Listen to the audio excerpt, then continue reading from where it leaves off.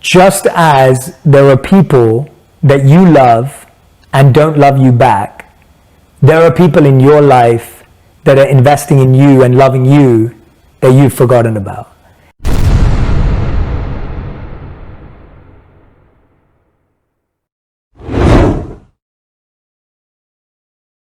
6 letters of the alphabet. So I remember my first day of monk school. I've just shaved my head. I'm now wearing robes. I still look like I'm from London, like I can't get away with it. I'm walking around and I notice this monk who's teaching. This monk's 10 years old and he's teaching a group of 5-year-old monks, right? And I see him teaching. He looks like an adult, like, wow. You know, his ability to like teach these 5-year-olds and conduct himself, and he's got this great aura about him. And so I'm kind of eavesdropping on his class. I can't obviously go and sit with a bunch of 5-year-olds, even though I really want to, because I'm like, I feel like a 5-year-old next to that 10-year-old. And I went up to him and I said, what are you doing? And he said, oh, well, we just taught their first class ever. And I said, oh, cool. And he said, well, what did you learn in your first class at school? And I said, oh, well, I learned the alphabet and numbers. And I said, well, what did they learn? He said, do you want to know what they learned on their first day of school? I said, yeah, of course. He said, the first thing that we teach them, the first thing you learn at monk school is learning how to breathe. I said, why? He said, because we're taught that the only thing that stays with you from the moment you're born to the moment you die is your breath.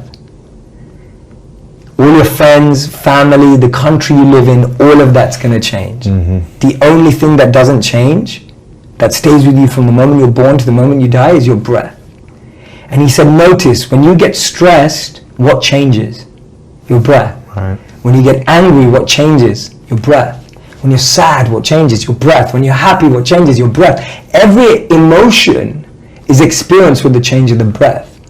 So he said, when you learn how to navigate and manage your breath, you can actually navigate any situation in life. And I was just blown away. I was just like, wow. And then I remember researching it and noticing how athletes were taught how to breathe, musicians, singers, especially those who play wind instruments who have to reach really high notes. They're all trained how to breathe because they have to use their breath in challenging, stressful, pressure-filled situations. Right. But I was like, so are all of us. Mm-hmm. You've got to go on stage in front of 10,000 people.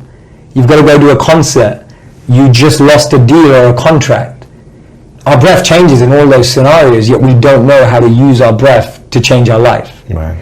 And so for me, that was a huge learning point where I just thought, wow, that's what you're taught. The priority is on the root of things, not the leaf or the symptoms. Right. And that's the biggest thing about living as a monk. You're not dealing with your challenges at symptomatic level. You're dealing with it at root level. Right? People say, oh, if you're stressed out, just take a stress pill. If you're stressed out, just go to get a massage. If you're stressed out, just relax, watch Netflix and chill. But all that's doing is pacifying you, escape for that hour, 2 hours, maybe a week. But going to the root of it and learning how to change your breath means you can manage any situation in life. And that principle, that's an example of the principle which is so much deeper, that always go to the root. It will 110 in. And so we've all been programmed to say, oh, your strengths, they're fine, they're good the way they are, but why are you not performing at this? And so the one way to know your strengths is to ask yourself, what do you do that you feel the most confidence doing? And it could be something as simple as, I'm great at organizing birthday parties. It could be. Like, that may be your skill, right? That may be your strength. Or it may be something like, I'm really good at putting on makeup. Or it could be that I have a great sense of fashion. It could be any of those things. And if you don't know it yet, you can also do an exercise where you sit down with a colleague, a family member, and a friend, because you need people from all areas of your life, and you ask them, what do you think I do that I excel in, that I stand out in? Or if you could trust me to do one thing in your life for you, what would that one thing be? And when you ask that to people in a reflective way, really asking for that presence, you might be surprised by what they say. And that's such a powerful question to ask, because someone may actually say something like to you, like, Jay, I think your greatest strength is just knowing what to say to me when I most need it. And you may think, well, that's not a strength you can do anything with, but it is. it is a strength that you can do a lot with if you are okay with accepting that. Of course, I want someone to say to me, "Oh, Jay, you're an athlete like Cristiano Ronaldo, and you could play football and get the Ballon d'Or and win all these trophies." But that's not my reality. And so I feel that that's the place that I would start with strengths. Now, what would you suggest to people who are afraid to fail, how to deal with it? Yeah. I think one of my first things in failure is don't take it more personally than it actually is. And I'll give an example of that. When I was applying to 40 companies that all rejected me before an interview, all I was getting was an automated response saying your application will not go any further. I can't take that personally because they didn't meet me in person. They didn't have a interaction with me. They just saw my name. They saw I'd been a monk for 3 years. That resume is useless. I mean, what's your transferable skills? Like sitting in silence and stillness. Surprised because no one wants to hire a monk. And so they rejected you. But that's not personal because they didn't meet me in person. But what if they had meeting you? Right. So that's the first step. The first step is don't take all failure. I'll give an example. Me and you, we reach out to countless guests to be on our podcast. Who say no all the time. Who say no all the time. But if I don't hear a no from the guest directly, that's not a no.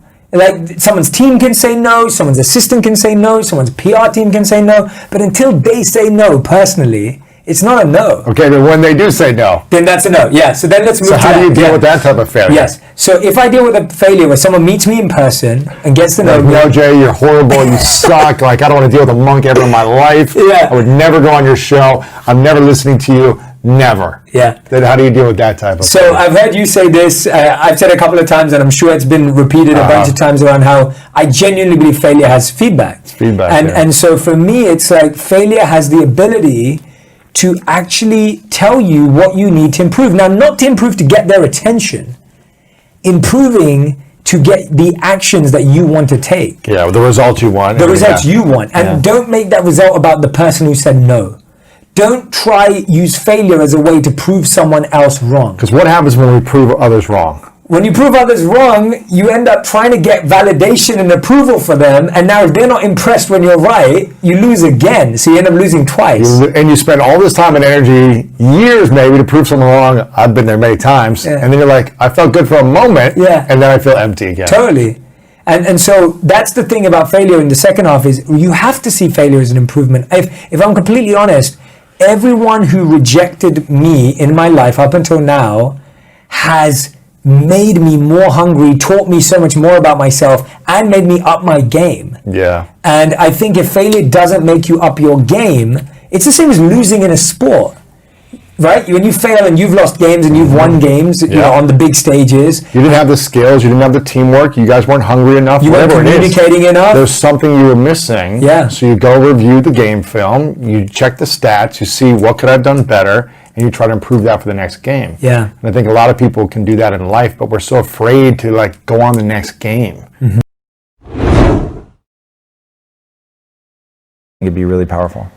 Yeah, I think we all get into these scenarios in the world where we think we're trying our best to help and love other people. So I think majority of people feel like they give more than they get.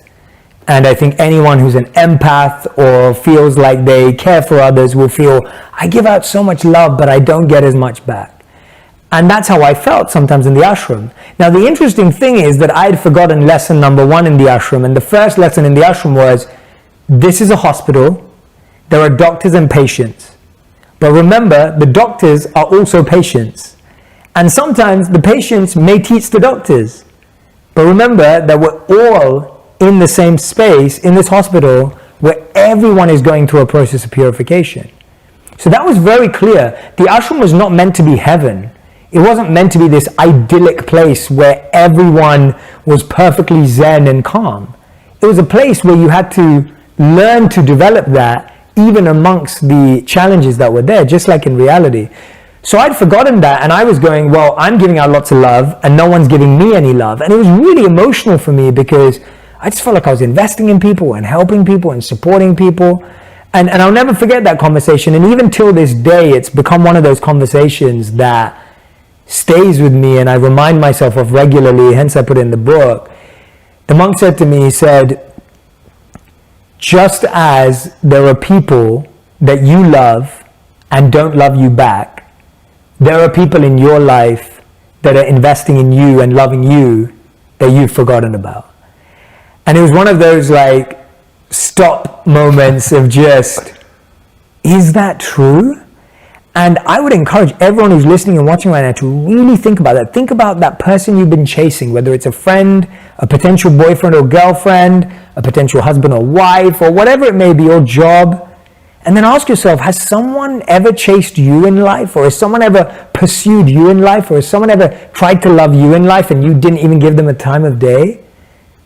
The answer is true. I can agree with it. I can completely agree with that. There are people in my life who have done more for me than I could even begin to try and do.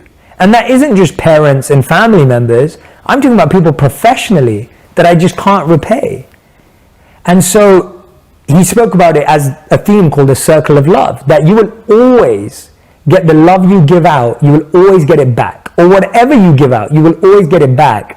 You just won't get it back from the same people you give it to. And that was really fascinating to me, because I also realized that I may have caused hurt to people and they may not have hurt me back, but I've received hurt from people that I never hurt. And so it works both ways, both with hurt and love. And when you see it on both ends, and that's ultimately karma in a tiny nutshell, it's completely grounding in saying, yeah, let me take a real look at my life and where those blind spots are about who I'm not being grateful to, who I'm missing, who I'm not expressing thanks to. But when you think about it from the root perspective, where do our challenges arise? And our challenges arise by how we see ourselves. And what I believe Rangan's referring to is there's this quote that I begin my book with and that I've shared in interviews for the last few years. And it's from a writer named Charles Horton Cooley, who wrote this in the 1900s. And what he said is that, I think it's in the 1800s, at the end of the 1800s, towards the 1900s. And he said, and bear with me, and you've got to really listen closely to this. So what he said that the challenge today is, I'm not what I think I am. I'm not what you think I am. I am what I think you think I am. Now, just let that blow your mind for a moment. I will explain it, I promise. I'm not what I think I am. I'm not what you think I am. I am what I think you think I am, which means we live in a perception of ourselves. So I'll break it down. If I think Rangan thinks I'm smart, I'll say I feel smart. But if I think Rangan thinks I'm not smart, then I'll say I'm not smart. And so the challenge is that we're basing how we feel about ourselves on what we think someone thinks of us. And the greatest challenge with that is, how do you have any idea if what you think someone thinks about you is even true, and whether that's even the best place to start? So that's where our identity struggles. We start pursuing things in life because we think other people value them.